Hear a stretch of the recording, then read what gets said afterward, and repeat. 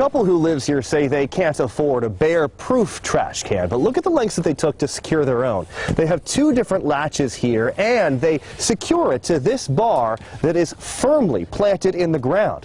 But that did not stop this bear. Hello everyone, my name is Mendoza, and welcome to springtime, where both humans and bears come out of their winter dens to work on their summer bodies and eat all of the summer foods. Black bears, though, don't have all of the luxuries humans have, and sometimes coming out of those winter dens leaves a harder journey ahead than expected. For my MS thesis, I explored those effects on bears and the unfortunate circumstances as a result. I worked with Brandon Diamond of the Colorado Parks and Wildlife to deep dive into the human-bear conflicts within the Gunnison Valley. I wanted to understand the factors and causes behind the conflicts and come up with possible solutions to help keep bears and humans safe. First up, the biggest problem facing our planet today: climate change. Now, I could try my best to explain the ins and outs of this gigantic problem, but I will leave that to the professionals.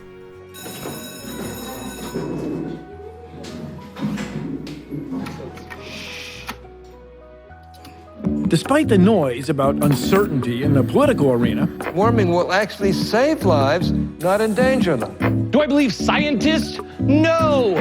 The fundamentals of climate change have been understood by scientists for decades. To start with, there are naturally occurring gases, such as carbon dioxide and methane in the Earth's atmosphere. In themselves, they aren't bad. In fact, we need them in limited quantities to keep our atmosphere at just the right temperature for life as we know it to exist on Earth. But if we produce an excess of these gases, as we have, the temperature rises, as it has.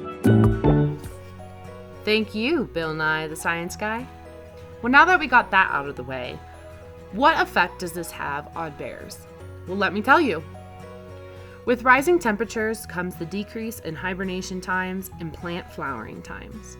So when our black bear friend comes out to say hi in the spring, there is no natural food available to satisfy their hunger. In comes human-provided food sources.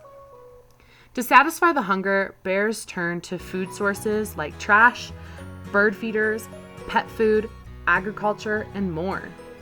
And this can lead to property damage to homes, sheds, and cars, you name it. But it can also lead to some dangerous situations for not only the bear, but for humans too. This is where I come in.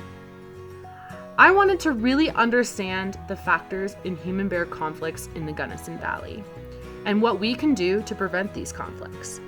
I sorted through 885 conflict, mandatory hunting, and trap and release reports provided by the Colorado Parks and Wildlife.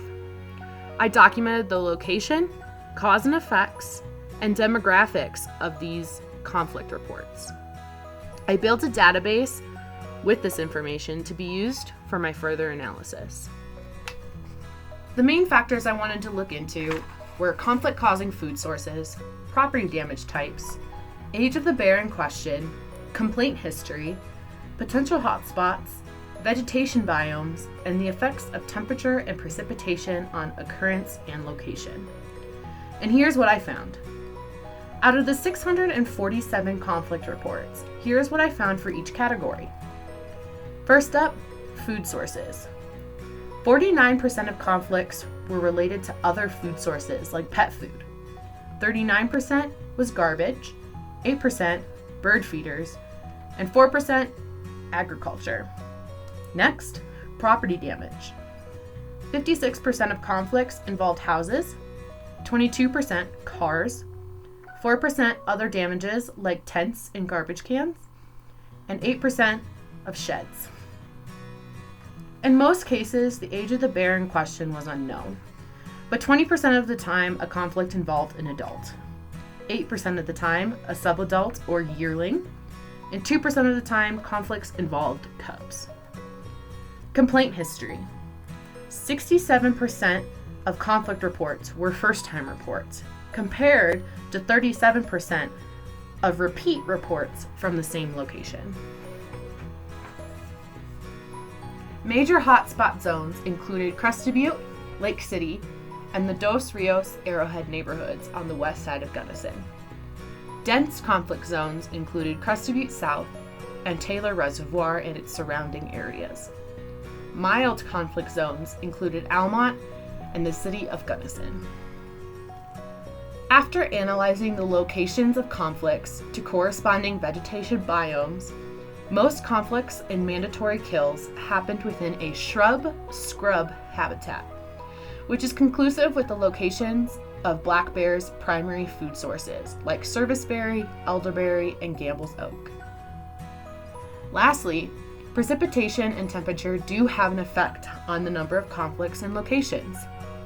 Though my in-depth analysis of climate came up inconclusive, I could find this relation within winter month averages and number of conflict reports within corresponding years.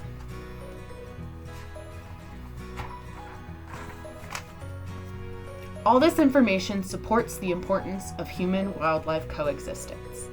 The definition of coexistence is living harmoniously with wildlife in a human-dominated world.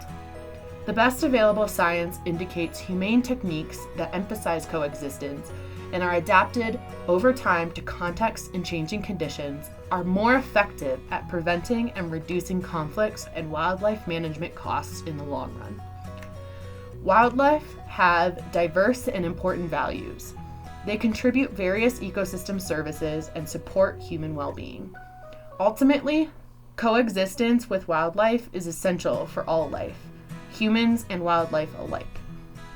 With that being said, for my research, I wanted to help the Gunnison Valley stand by their wildlife sanctuary ordinance and increase wildlife coexistence throughout our valley. To do this, I created a scientifically supported human-bear conflict management plan with an educational website and mobile application to increase community engagement and importance in conflict reporting and data collection. These products will be presented to the City Council in mid-May. So I'll leave you all with some simple actions you all can do to help prevent human-bear conflicts. 1. Get educated. 2. Keep your trash locked up or inside till the day of trash day. And 3. Clean and keep your cars locked. And 4. Always stay bear aware.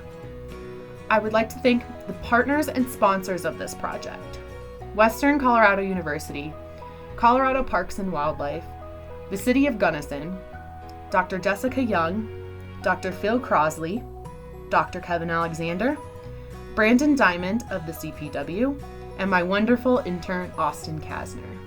Thank you so much.